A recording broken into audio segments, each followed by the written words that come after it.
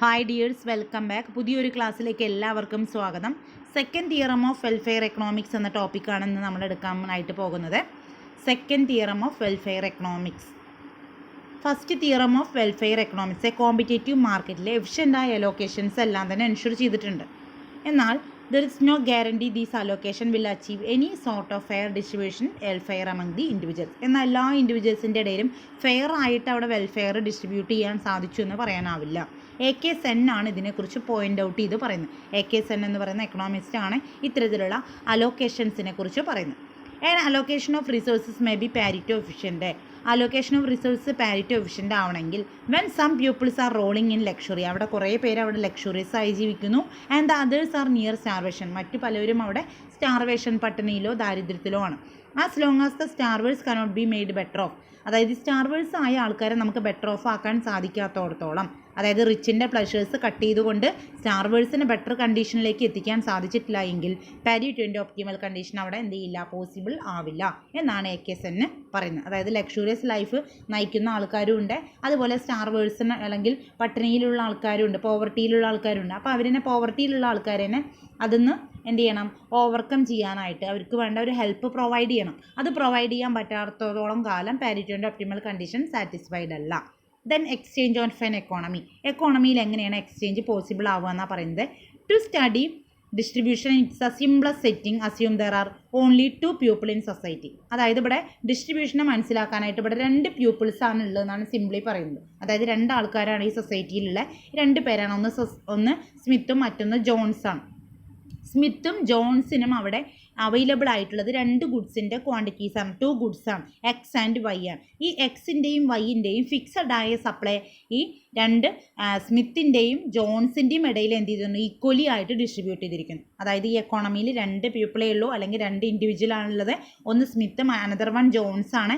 സ്മിത്തിനും ജോൺസിനുമായിട്ട് available ആയിട്ടുള്ളത് 2 goods ആണ്, X and Y ആണ് ആ ഗുഡ്സ്. ഈ ഗുഡ്സിൻ്റെ ഫിക്സഡ് ആയ സപ്ലൈ 2 പേരിലേക്കും എന്ത് ചെയ്യുന്നു, ഈക്വലി ഷെയർ ചെയ്ത് നൽകിയിരിക്കുന്നു. ഇതിനെ എഡ്ജ്വർത്ത് ബോക്സ് ഡയഗ്രത്തിലൂടെ എങ്ങനെ എക്സ്പ്ലെയിൻ ചെയ്തിരിക്കുന്നു നോക്കാം.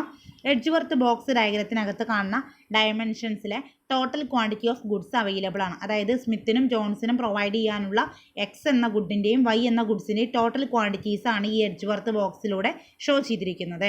ദെൻ അതിലെ സ്മിത്തിൻ്റെ ഇൻഡിഫറൻസ് കർവ് സ്റ്റാർട്ട് ചെയ്തിരിക്കുന്ന OS എന്ന് പറയുന്നിടത്തുനിന്നും OJ എന്ന് പറയുന്നതാണ് ജോൺസിൻ്റെ ഇൻഡിഫറൻസ് കർവ്.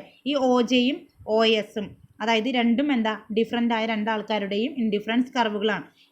ദെൻ അപ്പോൾ ഈ ഇൻഡിഫറൻസ് കർവിലൂടെ പോസിബിളായ അലോക്കേഷൻസ് ഇവിടെ കാണാൻ സാധിക്കും. ഓരോന്നിൻ്റെയും എസിൻ്റെ, സ്മിത്തിൻ്റെയും അതുപോലെ തന്നെ ജോൺസിൻ്റെയും പോസിബിളായ ഡിഫറെൻറ്റ് അലോക്കേഷൻസ് ആണ് ഈ ഇൻഡിഫറൻസ് കർവിലൂടെ ഇവിടെ ഷോ ചെയ്യുന്നത്.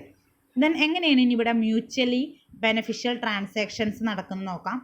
Any point within the Edgeworth box, Edgeworth ബോക്സിനകത്തുള്ള ഏതെങ്കിലും ഒരു പോയിന്റ് എടുത്ത് നോക്കുകയാണെങ്കിൽ അവിടെ MRS എന്ന് പറഞ്ഞാൽ Smith is unequal to that John, സ്മിത്തിൻ്റെയും അതുപോലെ തന്നെ ജോൺസിൻ്റെയും MRS എന്തല്ല, അവിടെ ഒന്നും ഈക്വൽ അല്ല. അവിടെയൊക്കെ എന്താ, അൺഈക്വാലിറ്റിയാണ് കാണുക, അല്ലെങ്കിൽ ഇൻഈക്വാലിറ്റിയാണ്. അതായത് സ്മിത്തിൻ്റെയും ജോൺസിൻ്റെയും ഇൻഡിഫറൻസ് കർവുകൾ ഏതൊരു പോയിന്റിൽ എടുത്ത് നോക്കിയാലും അവിടെ എന്തല്ല, ഈക്വൽ ആയിട്ട് കാണാൻ സാധിക്കുന്നില്ല. Consider the potential allocation A എന്ന പോയിന്റ് ആണ് കൺസിഡർ ചെയ്യുന്നതെങ്കിൽ this point lies on the intersection of Smith curve US1, അതായത് സ്മിത്തിൻ്റെ US1 എന്ന് പറയുന്ന ഈ കർവും അതുപോലെ ജോൺസിൻ്റെ UJ3 എന്ന് പറയുന്ന കർവും തമ്മിൽ കൂട്ടിമുട്ടുന്ന ഒരു പോയിന്റാണ് എ എന്ന് പറയുന്ന പോയിന്റ്. അപ്പോൾ ഈ പോയിന്റ് നോക്കിക്കഴിഞ്ഞാൽ, അതായത് ഈ 2 ഇൻഡിഫറൻസ് കർവുകൾ തമ്മിലുള്ള ഇൻ്റർസെക്ഷനാണ് എ എന്ന് പറയുന്ന ഈ പോയിന്റ്. ഈ എ എന്ന് പറയുന്ന പോയിന്റിലെ any allocation of the oval shaped area represent mutually beneficial trade off these 2 people. അതായത് ഈ പോയിന്റിലാണ് 2 ആൾക്കാർക്കും എന്തുള്ളത്, മ്യൂച്വലി ട്രേഡ് പോസിബിൾ ആകുന്നു. അതായത് 2 പേർക്കും ഒരേപോലെ ട്രേഡ് പോസിബിൾ ആകുന്ന ഒരു ഏരിയയാണ് ഈ കാണുന്നത്. ഈ എന്താണ്, ഓവൽ ഷേപ്ഡ് ആയിട്ടുള്ള എ എന്ന് പറയുന്ന ഈ ഇതിലുള്ള ഷെയ്ഡഡ് ഏരിയാസ് ഷോ ചെയ്യുന്നത് എന്താണ്, സ്മിത്തിനും ജോൺസിനും അവിടെ ബെനിഫിഷ്യൽ ആയിട്ടുള്ള ട്രേഡ് പോസിബിൾ ആണ് എന്നുള്ളതാണ്. Then next, they can both move to higher level utility by adopting the trade that moves them into this area. അതായത് ഈ ഏരിയയിൽ നിന്ന് എന്ത് ചെയ്യാൻ പറ്റും, അവർക്ക് മൂവ് ചെയ്യാനായിട്ട് സാധിക്കും. അതായത് ഇപ്പോൾ ഏതൊക്കെ പുറത്തേക്ക് അവർ മൂവ് ചെയ്യുകയാണെങ്കിൽ അവരുടെ യൂട്ടിലിറ്റിയും എന്താവുന്നു, 2 പേരുടെ യൂട്ടിലിറ്റി അവിടെ ചേഞ്ച് ആവുകയാണ്. അതായത് എ എന്ന് പറയുന്ന ഈ പോർഷനിലാണ് രണ്ടു പേർക്കും എന്താവുന്നത്, മ്യൂച്വലി ട്രേഡ് അവിടെ പോസിബിൾ ആകുന്നത്. എന്നാൽ ഇതിന് അപ്പുറത്തേക്കുള്ള പോയിന്റിലേക്കാണ് പോകുന്നതെങ്കിൽ അവിടെ സ്മിത്തിനും ജോൺസനും എന്തല്ല, മ്യൂച്വൽ ബെനിഫിഷ്യൽ ട്രേഡ് അവിടെ പോസിബിൾ അല്ല. അപ്പോൾ അങ്ങനത്തെ ഡിഫറെൻറ്റ് പോയിന്റ്സുകളാണ് ഇവിടെ ഷോ ചെയ്യുന്നത്. M1 എന്നും M2 M3 M4 എന്ന് പറയുന്ന ഈ പോയിന്റുകളിലെല്ലാം തന്നെ എന്താണ്, മ്യൂച്വൽ ബെനിഫിഷ്യൽ ട്രേഡുകൾ പോസിബിൾ അല്ലാത്ത പോയിന്റുകളാണ്. അതായത് ഇത് ഏതെങ്കിലും ഒരു പോയിന്റിൽ എത്തിച്ചെല്ലുമ്പോൾ അവിടെ ഒരാളെ സിറ്റുവേഷൻ ബെറ്റർ ആവുകയും മറ്റൊരാളെ സിറ്റുവേഷൻ വേഴ്സ് ആവുകയുമാണ്. അതായത് സ്മിത്തിൻ്റെ ഇൻഡിഫറൻസ് കർവ് സ്റ്റാർട്ട് ചെയ്യുന്നത് ഈ പൊസിഷൻ തൊട്ടാണ്. സ്മിത്തിൻ്റെ ഇൻഡിഫറൻസ് കർവ് സ്റ്റാർട്ട് ചെയ്യുന്നത് ഇതാണ് indifference curve first, then second, third, അതുപോലെ ഫോർത്ത് അല്ലേ. അപ്പോൾ സ്മിത്തിൻ്റെ ഇൻഡിഫറൻസ് കർവിൽ ഹയർ സാറ്റിസ്ഫാക്ഷൻ കിട്ടുന്ന ഇൻഡിഫറൻസ് കർവ് ഇതാണ്.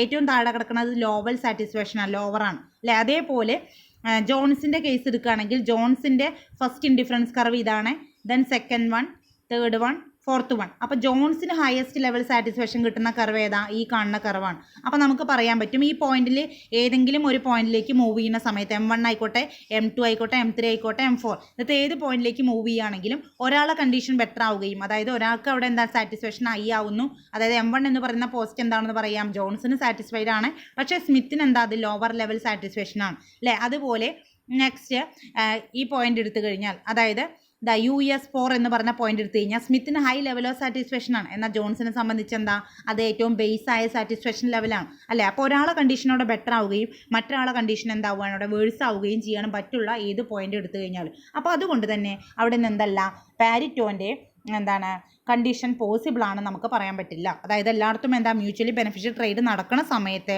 അവിടെ ഒരാൾക്ക് എന്താവുന്നു, കണ്ടീഷൻ ബെറ്റർ ആവുകയും മറ്റൊരാളെ കണ്ടീഷൻ വേഴ്സ് ആവുകയുമാണ് ചെയ്യുന്നത്. അപ്പോൾ അതായത് ഒരാൾ ഫെയിൽ ആവുന്നു, മറ്റൊരാളവിടെ വിന്നർ ആവുന്നു. ഇതാണ് second theorem of welfare economics എന്ന് പറയുന്നത്.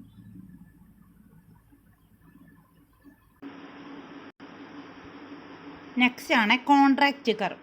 The set of all Pareto efficient allocation in Edgeworth box diagram is called contract curve. അതായത് പാരിറ്റോൻ്റെ എഫിഷ്യൻ കണ്ടീഷൻ പോസിബിൾ ആകുന്ന എല്ലാ പോയിന്റുകളെയും നമ്മൾ കൂട്ടിച്ചേർത്ത് പറഞ്ഞാൽ അതാണ് എന്ത്, കോൺട്രാക്റ്റ് കർവ് എന്ന് പറയുന്നത്. അപ്പോൾ കോൺട്രാക്റ്റ് കർവ് എന്ന് പറഞ്ഞു കഴിഞ്ഞാൽ അതായത് ഇതിലൂടെ OJയിലൂടെയും OSയിലൂടെയും മൂവ് ചെയ്യുന്ന കുറേ ടാൻജൻസീസ് ഉണ്ട് അല്ലേ. രണ്ട് ഇൻഡിഫറൻസ് കർവിൻ്റെയും ഡിഫറെൻറ്റ് ടാൻജൻസീസ് കാണാൻ പറ്റുന്നുണ്ട്. അതായത് സ്മിത്തിൻ്റെ ആയിക്കോട്ടെ, ജോൺസിൻ്റെ ആയിക്കോട്ടെ, ഇൻഡിഫറൻസ് കർവുകൾ തമ്മിലുള്ള ടാൻജൻസികൾ. ഈ ടാൻജൻസികളാണ് എന്തെന്ന് പറയുന്നത്, ഡിഫറെൻറ്റ് ടാൻജൻസികൾ കാണാൻ പറ്റുന്നുണ്ട്. ഈ ടാൻജൻസികളിലൂടെയുള്ള പോയിന്റുകളാണ് M1, അതുപോലെ M2, അതുപോലെ M3 ആൻഡ് M4 അല്ലേ. ഈ പോകുന്ന ഈ പോയിന്റുകളാണ് M1, M2 and M3 and M4.